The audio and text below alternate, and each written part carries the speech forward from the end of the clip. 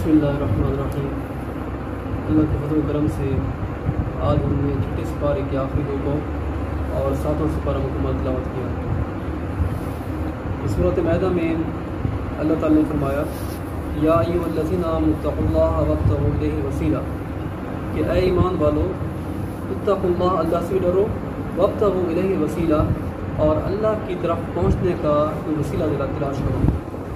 اب یہاں پر علماء نے اس کی تفاسیر بیان کی ہیں کہ وسیلے سے مراد کیا ہے۔ وسیلے سے مراد یہ بھی ہو سکتا ہے کہ آپ نیک اعمال کریں، آپ اعمال صالحہ کریں، اللہ کی عبادات کریں، ان عبادات کے ذریعے سے اللہ کا تقرب آپ کو حاصل ہوگا۔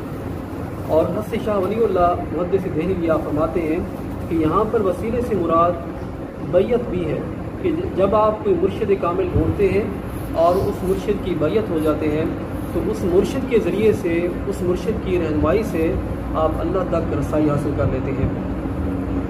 سورۃ مائدہ کی 114 نمبر آیت ہے تکون لنا عیدا لاولنا وآخرنا وآیۃ منک۔ حضرت عیسیٰ کی قوم نے آپ سے مطالبہ کیا اللہ سے رزق مانگے کہ بنا بنایا رزق، بنی بنائے خوراک، من و سلوہ جو ہے اللہ تعالیٰ میں عطا کرے۔ یہاں پر جب حضرت عیسیٰ نے دعا مانگی تو آپ نے فرمایا تکون لنا عیدا لاولنا وآخرنا، کہ یا اللہ ہمیں من و سلوہ عطا فرما، اور من و سلوہ جب تو عطا فرمائے گا تو تکون لنا عیدا لاولنا وآخرنا، وہ جو رزق ہوگا، وہ خوراک ہوگی، وہ ہمارے لیے بھی عید کا دن ہوگی، ہمارے لیے بھی خوشی ہوگی، لاولنا وآخرنا، اور جو ہم سے پہلے گزر چکے ان کے لیے بھی باعث مسرت ہوگی، اور جو ہمارے بعد آنے والے ہیں ان کے لیے بھی من و سلوہ کا آنا یہ ہمارے لیے باعث مسرت ہوگا۔ اب یہاں پر من و سلوہ کے لیے جو لفظ استعمال کیا گیا وہ عید کا لفظ استعمال کیا گیا۔ اب یہاں سے آپ اندازہ لگائیں کہ قرآن میں من و سلوہ کے آنے کا ذکر جب ہوا تو الفاظ استعمال کیے تکون لنا عیدا۔ اب اگر من و سلوہ کا آنا یہ اس امت کے لیے عید ہو سکتا ہے تو آپ بتائیں کہ وہ نبی جو رحمت للعالمین ہے، جو تمام عالمین کے لیے رحمت ہیں، جو آخر الزمان نبی ہیں، جو اللہ کے پیارے نبی ہیں، تو ان کا اس دنیا میں تشریف لانا وہ دن ہمارے لیے عید کا دن کیوں نہیں ہو سکتا؟ اگر من و سلوہ عید ہو سکتا ہے، من و سلوہ کا آنا وہ دن عید ہو سکتا ہے، تو سرکار کا اس دنیا میں تشریف لانا وہ دن بھی امت کے لیے عید کا دن ہے۔ سورۃ مائدہ کی 118 نمبر آیت ہے ان تعذبهم فانهم عبادک وان تغفر لهم فانک انت العزیز الحکیم۔ حضرت عیسیٰ نے اللہ کی بارگاہ میں عرض کی کہ یا اللہ ان تعذبهم، اگر تو ان کو عذاب دے، فانهم عبادک، یہ تیرے بندے ہیں۔ اپنی امت کے بارے میں حضرت عیسیٰ نے کہا ان تعذبهم کہ یا اللہ اگر میری امت کو تو عذاب دے، فانهم عبادک، یہ تیرے بندے ہیں، تو چاہے عذاب دے دے، وان تغفر لهم فانک انت العزیز الحکیم، اگر بخشنا ہے تو بخش دے، تو بڑا غفور رحیم ہے، عزیز ہے، حکمت والا ہے۔ حضرت عبداللہ بن عمرو بن عاص سے مروی ہے، آپ فرماتے ہیں کہ سرکار نے جب آیت کریمہ تلاوت کی فمن تبعنی فانہ منی ومن عصانی فانک غفور رحیم، جب آپ نے یہ آیت تلاوت کی اور اس کے بعد سرکار نے جب یہ آیت تلاوت کی ان تعذبهم فانهم عبادک، تو آپ رونے لگ گئے۔ اللہ تعالی نے حضرت جبرائیل کو بھیجا کہ اے جبرائیل جا کر پوچھئے سرکار سے کہ رونے کی وجہ کیا ہے۔ تو حضرت جبرائیل نے جب آ کر پوچھا تو آپ نے رو کر کہا اللہم امتی اللہم امتی، کہ یا اللہ سے عیسیٰ نے یہ کہہ دیا کہ میری امت کو عذاب دے دے، تو رب ہے، وہ تیرے بندے ہیں، لیکن میں تجھ سے اپنی امت کا سوال کرتا ہوں۔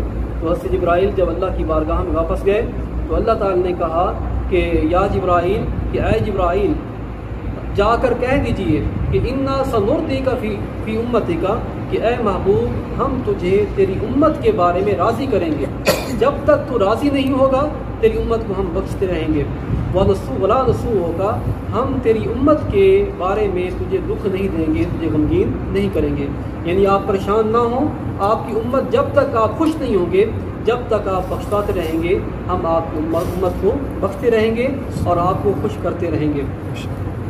سورۃ مائدہ کی 51 نمبر آیت ہے، اللہ تعالی نے فرمایا یا ایھا الذین آمنوا لا تتخذوا اليہود والنصارى اولیاء، کہ اے ایمان والو یہودیوں کو اور عیسائیوں کو اپنا ولی، اپنا دوست نہ بناؤ۔ اب یہاں پر اللہ تعالیٰ نے پیچھے بھی آیات گزری ہیں جو بیان کی تھیں، یہاں پر بھی اللہ تعالیٰ نے واضح الفاظ میں روک دیا کہ یہودیوں کو بھی اور عیسائیوں کے بھی اپنا دوست نہ بناؤ، کیونکہ کبھی بھی سورۃ بقرہ میں بھی اللہ تعالیٰ نے فرمایا تھا لن ترضى عنك اليهود ولا النصارى حتى تتبع ملتهم، کہ یہود و نصارہ کبھی بھی تم سے خوش نہیں ہو سکتے کبھی بھی تم سے راضی نہیں ہوں گے. تم جتنا انہیں خوش کرنے کی کوشش کرو, انہیں اپنا دوست بناؤ, وہ کبھی تم سے خوش نہیں ہوں گے. ہاں تب خوش ہو سکتے ہیں کہ اگر آپ اپنا دین اسلام چھوڑ کر آپ یہودی بن جائیں, عیسائی بن جائیں, تب یہودی عیسائی آپ سے خوش ہوں گے, ورنہ اس کے علاوہ کبھی آپ سے خوش نہیں ہو سکتے. تو اسی طرح اللہ تعالیٰ نے فرمایا کہ قُل لَا يَسْتَوِي الْخَبِيثُ وَالطَّيِّبُ وَلَوْ أَعْجَبَكَ كَثْرَةُ الْخَبِيثِ. بعض وقت یہ ہوتا ہے کہ جو ٹولہ, جو فریق حق پر ہوتا ہے اس کی تعداد کم ہوتی ہے, اور جو باطل پر ہوتا ہے, جھوٹ پر ہوتا ہے, اس کی تعداد زیادہ ہوتی ہے. انسان پریشان ہو جاتا ہے کہ ہو سکتا ہے کہ ہم صحیح راستے پر نہ ہوں, حق والوں کی تعداد یعنی کم ہوئی اور جو باطل والے ہیں ان کی تعداد زیادہ ہوئی. تو اللہ تعالیٰ نے فرمایا تعداد کی کمی سے یا زیادتی سے پریشان نہ ہوا کرو کہ کس طرف لوگ تھوڑے ہیں, کس طرف لوگ زیادہ ہیں, بلکہ تم یہ دیکھا کرو کہ حق کس طرف ہے. اللہ نے فرمایا کہ قُل لَا يَسْتَوِي الْخَبِيثُ وَالطَّيِّبُ وَلَوْ أَعْجَبَكَ كَثْرَةُ الْخَبِيثِ, کہ اگر تجھے خبیثوں کی کثرت اگر تجھے حیران بھی کر دے, تو اللہ نے فرمایا کہ لا يَسْتَوِي الْخَبِيثُ وَالطَّيِّبُ, کبھی بھی خبیث اور طیب جو ہیں وہ برابر نہیں ہو سکتے. ظاہری بات ہے کہ جو طیب ہے, جو حق ہے, وہ عمدہ ہے, اور جو خبیث ہے وہ حق کے مقابلے میں کچھ بھی نہیں ہے. سورۃ مائدہ کی 87 نمبر آیت ہے. اللہ نے فرمایا لا تحرموا طیبات ما احل اللہ لکم. بعض اوقات یہ ہوتا ہے کہ انسان زہد و تقوی میں اپنے آپ کو نیک بنانے میں کہہ دیتا ہے کہ میں فلاں چیز نہیں کھاؤں گا, میں یہ چیز نہیں کھاؤں گا, میں یہ نعمت استعمال نہیں کروں گا. اللہ نے یہاں پر فرما دیا کہ دنیا کی ساری نعمتیں مومنین کے لیے بنائی گئیں. دنیا میں جو بھی رزق بنا, جو بھی نعمتیں بنی, وہ مومنین کے لیے, ایمان والوں کے لیے بنی. اللہ نے فرمایا لا تحرموا طیبات ما احل اللہ لکم, کہ جو اللہ نے تم پر حلال کر دیا اپنے آپ پر کبھی اس کو حرام نہ کرنا. جو اللہ نے تمہارے لیے حلال کیا ہے تو تم کون ہوتے ہو کہ اس کو اپنے اوپر حرام کر لو. جو بھی اللہ نے رزق تمہیں حلال عطا کیا وہ رزق کھایا کرو. اس رزق کے کھانے سے یہ نہیں ہوتا کہ تم گناہ میں چلے جاتے ہو یا تمہاری عبادتوں میں کمی آ جاتی ہے. سورۃ مائدہ کی 82 نمبر آیت ہے. اللہ تعالیٰ نے فرمایا لَتَجِدَنَّ أَشَدَّ النَّاسِ عَدَاوَةً لِلَّذِينَ آمَنُوا الْيَهُودَ وَالَّذِينَ أَشْرَكُوا. اللہ تعالیٰ نے فرمایا کہ مومنین کے بہت سے دشمن ہیں. عیسائی بھی مومنین کے دشمن ہیں, ایمان والوں کے دشمن ہیں. یہودی بھی ایمان والوں کے دشمن ہیں. مشرکین ہیں, حنود ہیں. دنیا میں بہت سے مذاہب باطل ہیں, وہ سارے کے سارے اسلام کے دشمن ہیں. لیکن اللہ نے فرمایا کہ ان میں سے جو سخت ترین دشمن ہے, جو شدید ترین دشمن ہے, اللہ نے فرمایا کہ تم پاؤ گے کہ وہ کون ہیں, الیہود والذین اشرکوا. ایک تو یہودی مسلمانوں کے دشمن ہیں, شدید ترین دشمن ہیں, والذین اشرکوا, اور جو مشرکین ہیں وہ بھی مسلمانوں کے شدید دشمن ہیں. یعنی عیسائیوں اور اگر یہودیوں کا آپس میں موازنہ کر لیں تو عیسائیوں کی نسبت یہودی اسلام سے زیادہ نفرت رکھتے ہیں, اسلام کی زیادہ مخالفت کرتے ہیں. سورۃ انعام کی 44 نمبر آیت ہے. بعض اوقات یہ ہوتا ہے کہ اللہ تعالیٰ نعمتیں عطا کرتا ہے, دولت عطا کرتا ہے, شہرت عطا کرتا ہے, ہم اللہ کو بھول جاتے ہیں, عبادت کو بھول جاتے ہیں, فرائض کو بھول جاتے ہیں. اللہ تعالیٰ نے پچھلی امتوں کے حال کو بیان کرتے ہوئے اللہ نے فرمایا فلما نسوا ما ذکروا به فتحنا علیہم ابواب کل شیء. اللہ نے فرمایا کہ جب فلما نسوا, وہ قومیں بھول گئیں, کس چیز کو بھول گئیں, ما ذکروا به, کہ جو انہیں نصیحتیں کی گئی تھیں, جو انہیں احکامات دیے گئے تھے, جب وہ قومیں ان نصیحتوں کو, ان احکامات کو بھول گئیں, اللہ نے فرمایا پھر ہم نے کیا کیا, فتحنا علیہم ابواب کل شیء, ہم نے ہر نعمت کا دروازہ ان پر کھول دیا, ہم نے ہر نعمت ان کو عطا کی. اب وہ خوش ہو گئے کہ اللہ کی طرف سے نعمتیں آ رہی ہیں, تو لہٰذا ہم اچھے لوگ ہیں, ہم صحیح راستے پر ہیں, ہم اللہ کے قریبی لوگ ہیں. لیکن یہ ان کا گمان غلط تھا. اللہ نے انہیں بھلا دیا, انہوں نے اللہ کو بلایا, اللہ نے انہیں بلایا. اللہ آگے فرمایا پھر کیا ہوا, حتیٰ اذا فرحوا بما اوتوا, یہاں تک کہ جب وہ خوش ہو گئے, بما اوتوا, ان نعمتوں سے جو اللہ نے ان پر عطا کی تھی, تو اخذناہم بغتۃ, اللہ نے فرمایا کہ پھر ہم نے کیا کیا, وہ تمام کی تمام نعمتیں اچانک ان سے ساری کی ساری چھین لی. ان کے پاس کچھ بھی نہ رہا, ان کے پاس مال دولت جو بھی اللہ نے عطا کیا تھا وہ سارے کے سارا چھین لیا. یعنی کہنے کا مطلب یہ ہے کہ بعض اوقات یہ ہوتا ہے کہ انسان کے پاس دولت آتی ہے, نعمتیں آتی ہیں, نعمتوں کا آنا, دولت کا آنا, یہ اللہ کی رضا کی نشانی کبھی نہیں ہو سکتی. آپ یہ نہیں کہہ سکتے کہ ہمارے پاس دولت زیادہ ہے, ہمیں خوشیاں زیادہ ہیں, ہماری صحت اچھی ہے, ہماری فصلیں اچھی ہوتی ہیں, تو آپ یہ نہیں کہہ سکتے کہ اللہ ہم سے راضی ہے. بعض اوقات ایسا ہوتا ہے کہ اللہ تعالیٰ ناراض ہوتا ہے, اللہ تعالیٰ ناراضگی میں آ کر تمہیں دولت تو عطا کر دیتا ہے, لیکن تمہارے گناہ بڑھتے رہتے ہیں اور اللہ کا جو غضب ہوتا ہے وہ بڑھتا رہتا ہے. سورۃ انعام کی 2 آیتوں میں اللہ تعالیٰ نے ایک بہت ہی پر امید جس میں رحمت کا ذکر ہے، اللہ تعالیٰ نے 2 آیتیں بیان کی. کتب، ایک آیت میں ہے کتب ربکم علی نفسہ رحمہ، اور دوسری آیت ہے کتب علی نفسہ الرحمہ. اب اس کا مطلب کیا ہے؟ اللہ نے فرمایا کہ اللہ تعالیٰ نے خود پر لازم کر دیا ہے کس چیز کو؟ رحمت کو.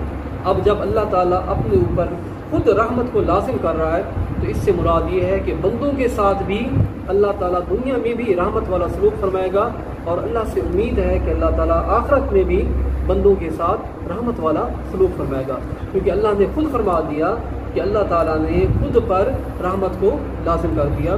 یہ سورۃ انعام میں 2 جگہ پر یہ آیت کریمہ ذکر ہوئی.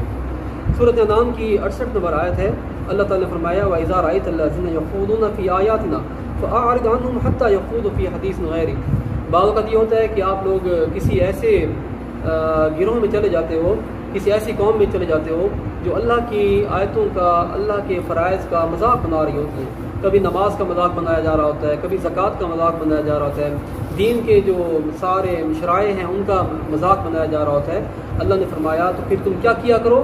اللہ نے فرمایا جب تم ایسے لوگوں کے پاس جاؤ جو اللہ کے دین کا مذاق بنا رہے ہیں تو جا کر بیٹھ نہ جایا کرو، کہ ہو سکتا ہے کہ ان پر عذاب آئے اور ان کے ساتھ بیٹھنے کی وجہ سے تم بھی اس عذاب میں شریک ہو جاؤ.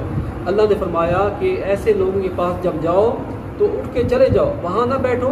ہاں جب وہ اپنی باتوں کو، اپنی گفتگو کو بدل دیں، کوئی اور ٹاپک کو اور موضوع چلا دیں، تب تم ان کے ساتھ بیٹھ سکتے ہو.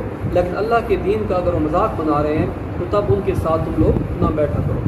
سورۃ انعام کی 108 نمبر آیت ہے، اللہ نے فرمایا کہ وَلَا تَسُبُّوا الَّذِينَ يَدْعُونَ مِن دُونِ اللَّهِ فَيَسُبُّوا اللَّهَ عَدْوًا بِغَيْرِ عِلْمٍ. بعض اوقات یہ ہوتا ہے کہ ہم جب کسی مخالف سے بحث کرتے ہیں تو ہم گالیاں دینے لگ جاتے ہیں. ایک تو گالی دینا ویسے بھی اسلام کے خلاف ہے، اسلام میں ناپسندیدہ ہے، لیکن اس کا جو پہلو یہاں پر اس آیت میں ذکر کیا گیا وہ یہ ہے کہ جب آپ لوگ کسی سے بحث کریں گے اور بحث کے دوران آپ گالی دیں گے یا ان کے بڑوں کو برا بھلا کہیں گے تو جواب میں کیا ہوگا کہ وہ بھی آپ کے بڑوں کو برا بھلا کہیں گے، آپ کو گالی دیں گے. اللہ تعالیٰ نے یہاں پر فرمایا لا تسبوا الذین یدعون من دون اللہ، کہ جو کافر ہیں تم اس طرح نہ کیا کرو کہ ان کے ساتھ جب بیٹھو ان سے بحث کرو تو اس طرح نہ کیا کرو کہ ان کے خداؤں کو تم لوگ گالی دو. اگر ان کے خداؤں کو گالی دو گے فَيَسُبُّوا اللَّهَ عَدْوًا بِغَيْرِ عِلْمٍ، تو پھر وہ کیا کریں گے؟ ظاہری بات ہے کہ دشمنی میں آ کر وہ اللہ کو گالی دینے لگ جائیں گے. اس وجہ سے پھر تمہارا گالی دینا، تمہارا ان کے خداؤں کو گالی دینا، یہ تمہارے خدا کو گالی دینے کا سبب بن جائے گا.